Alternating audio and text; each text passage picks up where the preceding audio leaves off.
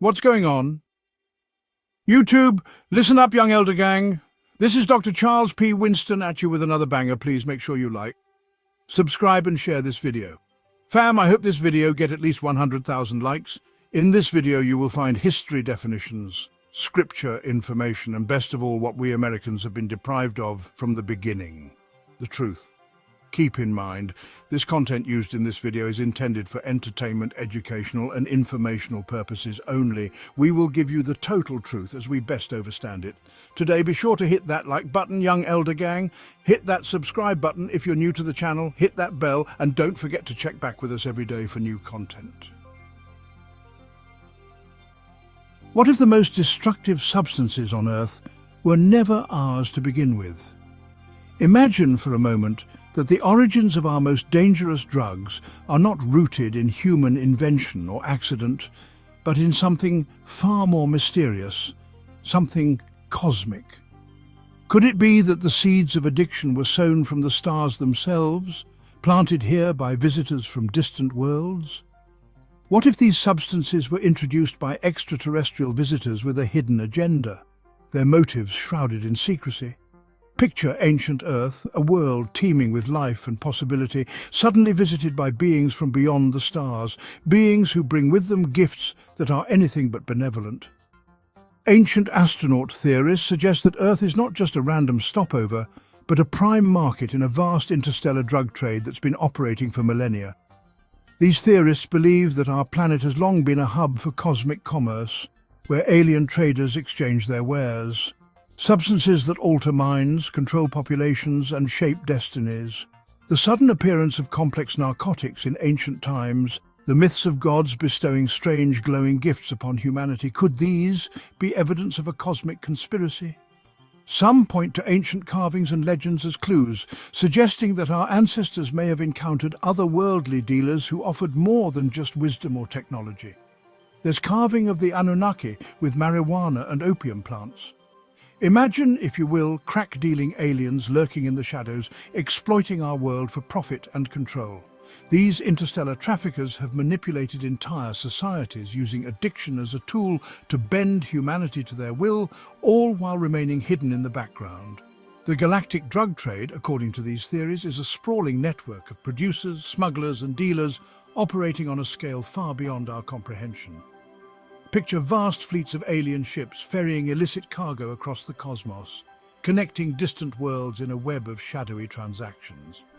These substances, and the powerful addiction they bring, may have shaped the rise and fall of entire civilizations. They could have influenced the decisions of kings and emperors, sparked wars, and rewritten the very course of human history. The fingerprints of this cosmic trade may be found in the ruins of lost cities and the legends of fallen empires.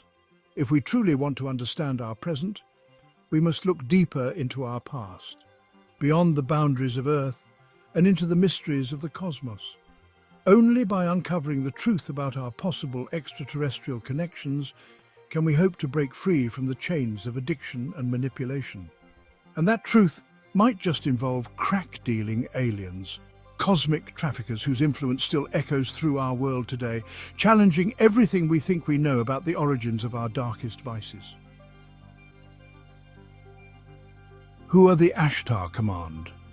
Mainstream sources call them benevolent extraterrestrials, guiding humanity to enlightenment. But what if their true purpose is far more sinister?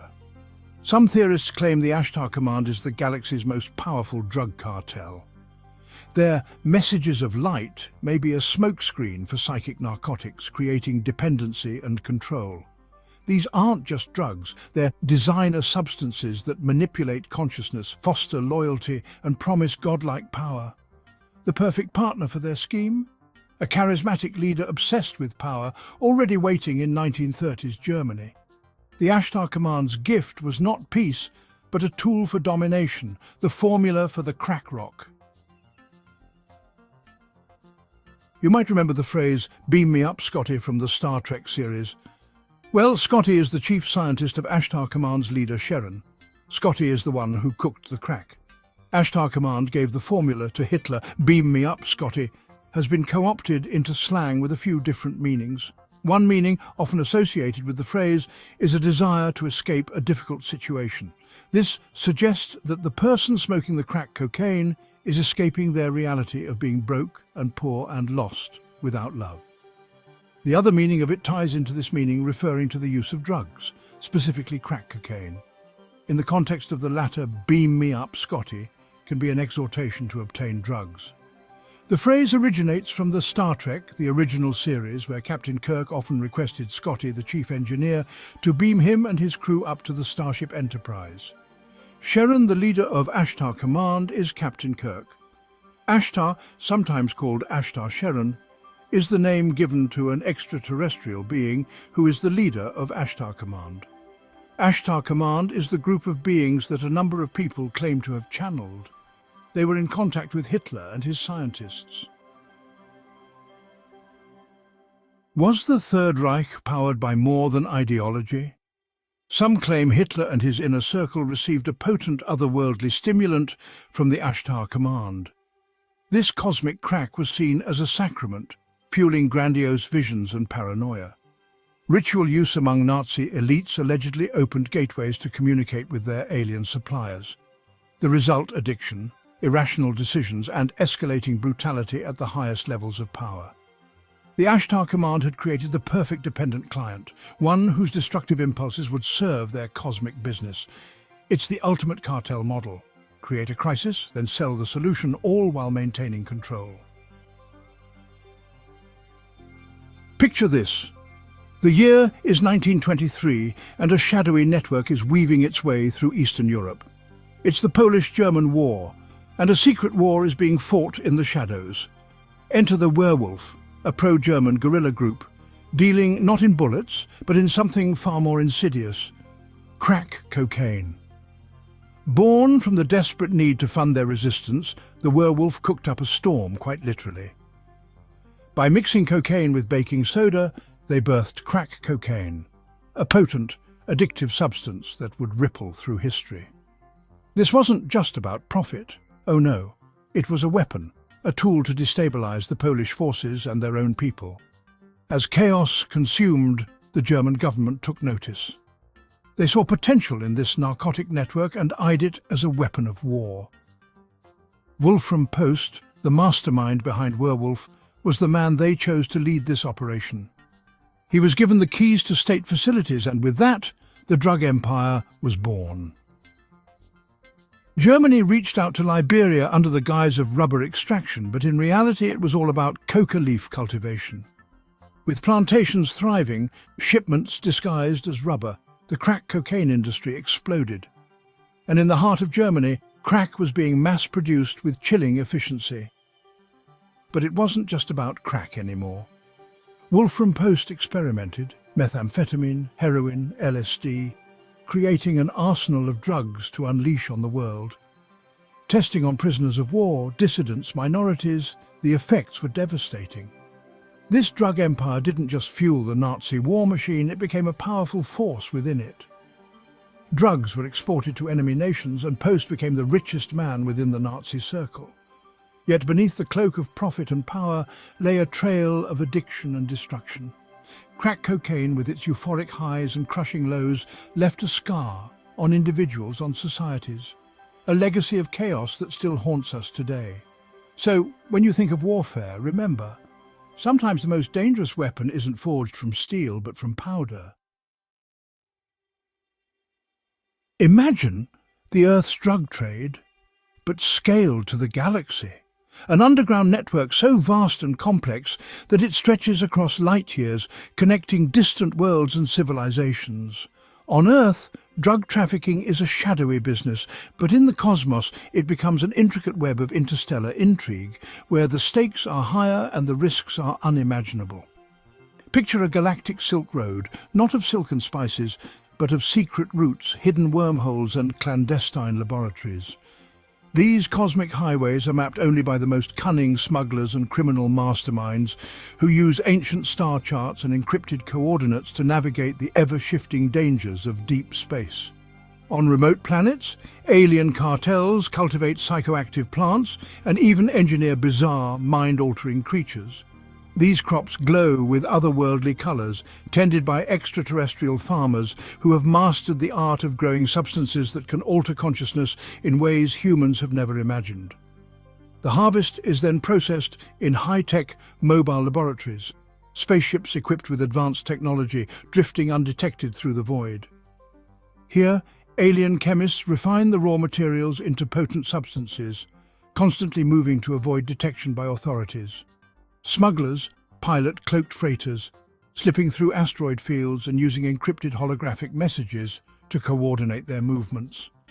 They dodge patrols from interstellar law enforcement, always staying one step ahead in a deadly game of cat and mouse. The handoffs take place in the most lawless corners of the galaxy: abandoned outposts, shadowy space stations and forgotten moons. Here, shadowy figures exchange containers filled with substances that could change the fate of entire worlds.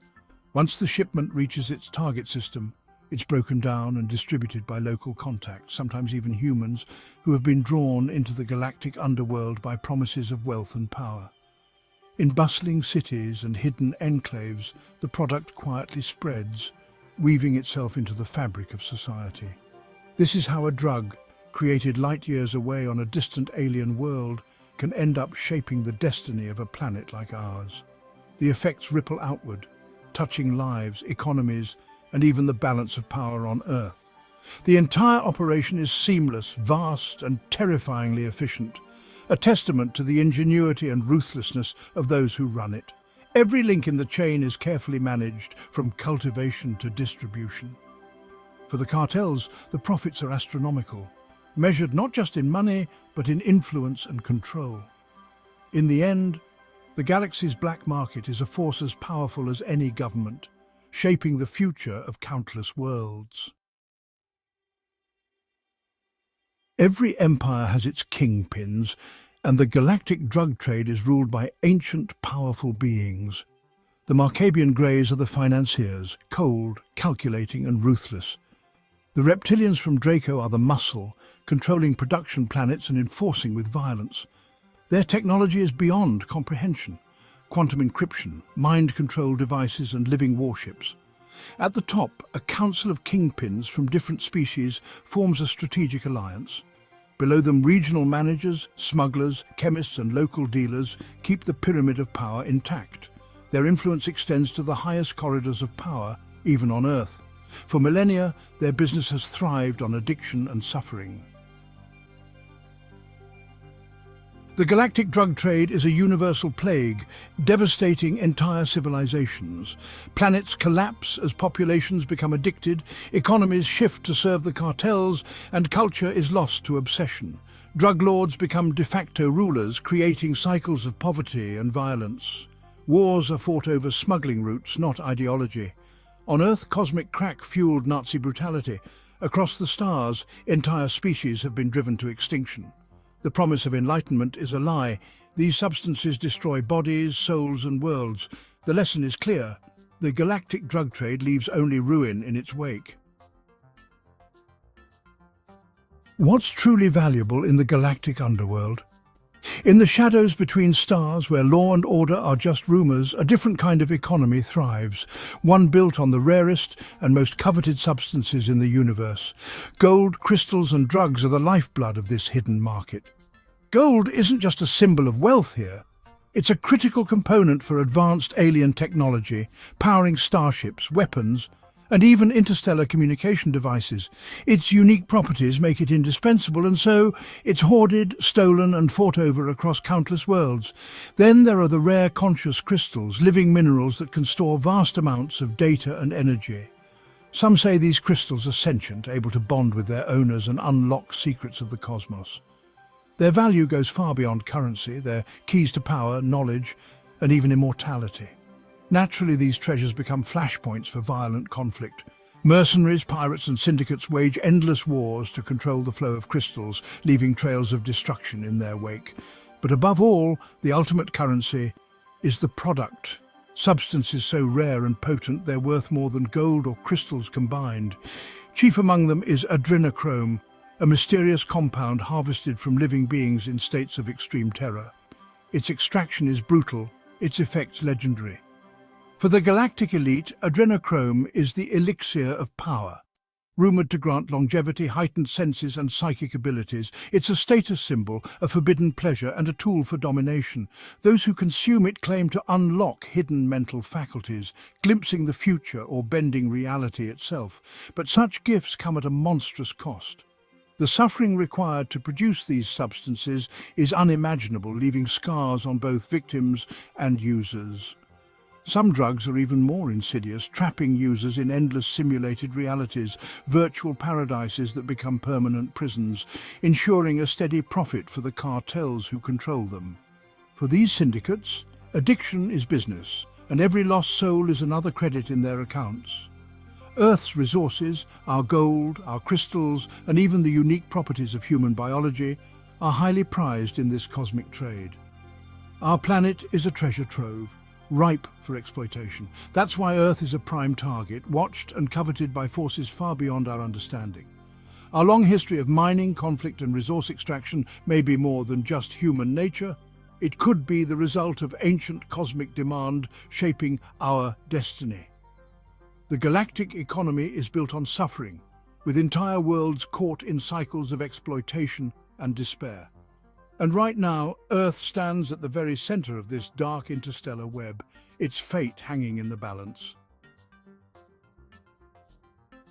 There's nothing new under the sun or across the galaxy. Addiction, trafficking and corruption are universal patterns, not just human failings. Our opium wars and drug epidemics mirror cosmic cartel strategies, market creation, supply chain control and violence. Ancient myths of gods gifting wine or potions may be distorted accounts of alien contact and narcotics.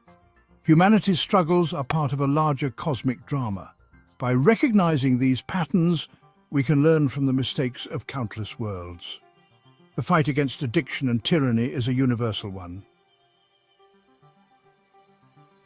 The legend of crack-dealing aliens is more than a wild theory. It's a cosmic warning. What happens when a superior civilization introduces a dangerous element to a less developed one? As we approach our own spacefaring future, will we become responsible stewards or the next cosmic cartel? The greatest defense against corruption is internal strength, ethics, empathy, and critical thinking. Whether literal or metaphorical, the message is clear.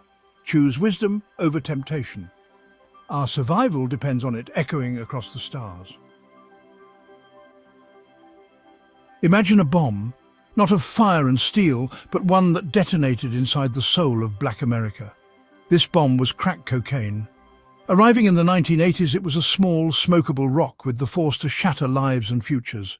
The shockwave tore through already struggling neighborhoods, leaving a crater of despair. This was no accident, it was a man-made catastrophe.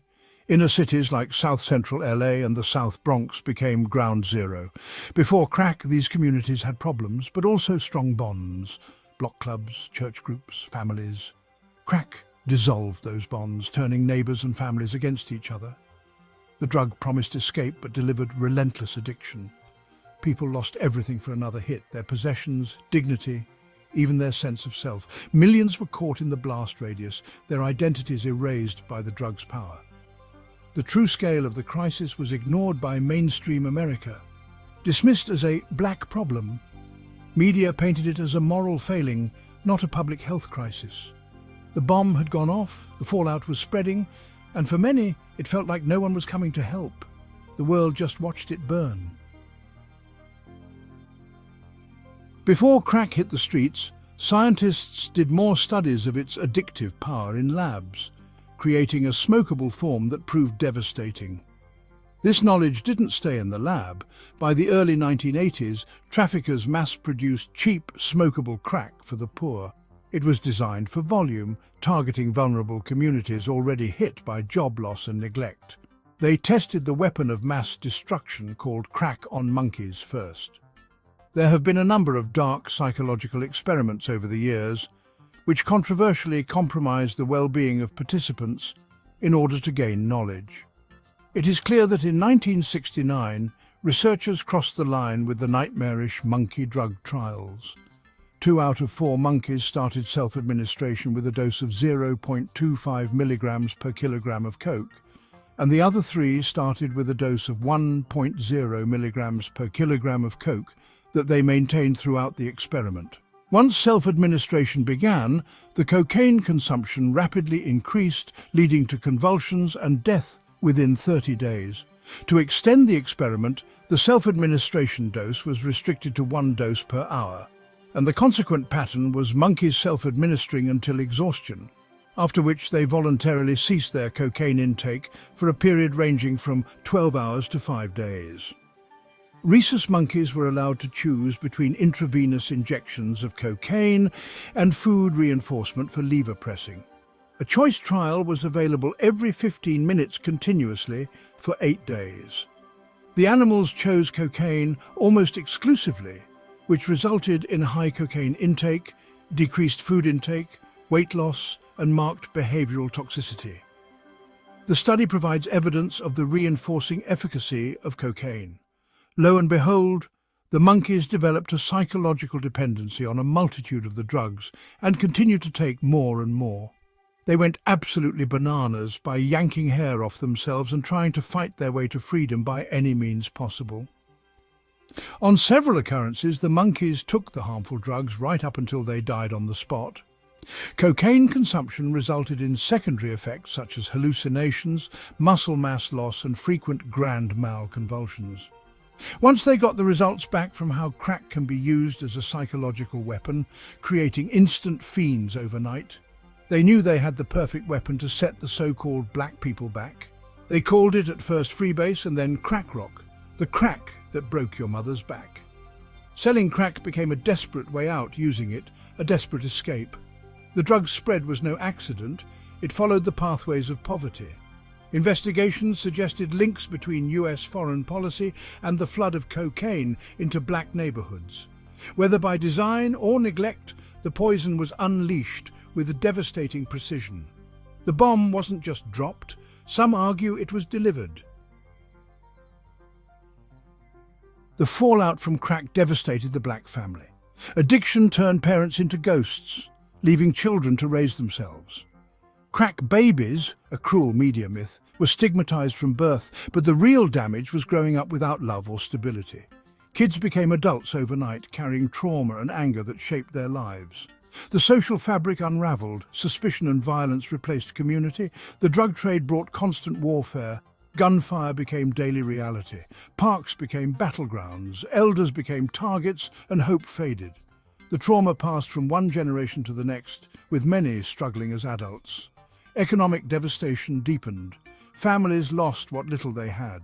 Stigma made recovery and investment nearly impossible. The bomb detonated decades ago, but its fallout still poisons opportunity. The scars remain. The government's response was not aid, but a war on drugs. A war on people, not substances. Addiction was criminalized, not treated. Media demonized black crack users, justifying a brutal crackdown. Racially biased laws meant 5 grams of crack brought the same sentence as 500 grams of powder cocaine. This targeted black Americans, fueling mass incarceration. Police swept through neighborhoods, arresting thousands for low-level offenses. By 2000, more black men were in prison than in college. The crack baby myth fueled further neglect, writing off a generation before they had a chance.